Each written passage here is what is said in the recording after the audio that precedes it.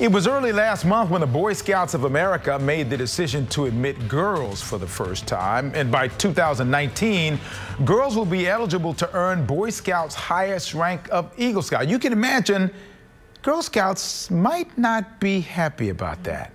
Let's ask the head Girl Scout in Houston. Mary Vitek is the CEO of the San Jacinto Council of the Girl Scouts of the United States of America. Thank you for being here. Thank you for having me, Kimbrell. So what was your and the Girl Scouts' reaction to the announcement of the Boy Scouts? You know, honestly, Kimbrell, there's a lot of competition for girls' time, and so this is one more element of competition, but probably the biggest competition is the screen, the phone screen, the computer screen, and that sort of thing.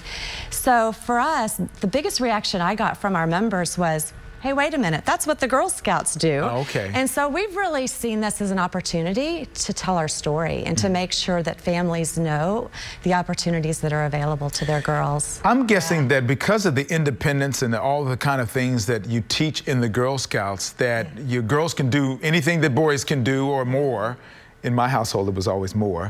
But it would almost seem to be a natural flow that they might want to go ahead and be a part of the Boy Scouts. I don't know that. Yeah, I don't see it that way. I mean, we offer, what we offer is really unique in terms of the girl-led, girl-centered experience with 100 years of expertise around what girls want. We just had one of the largest release of badges back in May, one of our 23 new badges around STEM and the outdoors.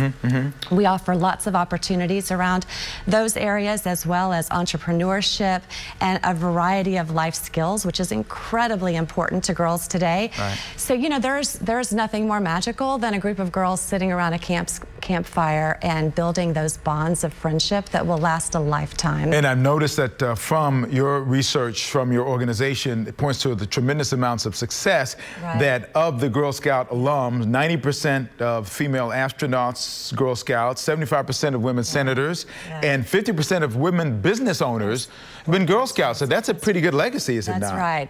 So we know that what we're doing works, and so we are more committed than ever to making sure we're bringing this experience to more girls than ever, because we know that the outcomes are there for girls to pursue opportunities in a lot of different areas that they may not pursue otherwise, and have the courage to do that by having this safe environment of Girl Scouts to support them. Does this give you as an organization a little kick in the pants, so to speak, in terms of the marketing of what you do? Because you said, you know, your members told you, hey, that's what we do. The challenge is making sure that other people know that. Right, of course it does. And it makes people want to talk to us. So, you know, I think people thought, oh, Girl Scouts, yeah, you're over there doing good stuff. We know what you're doing.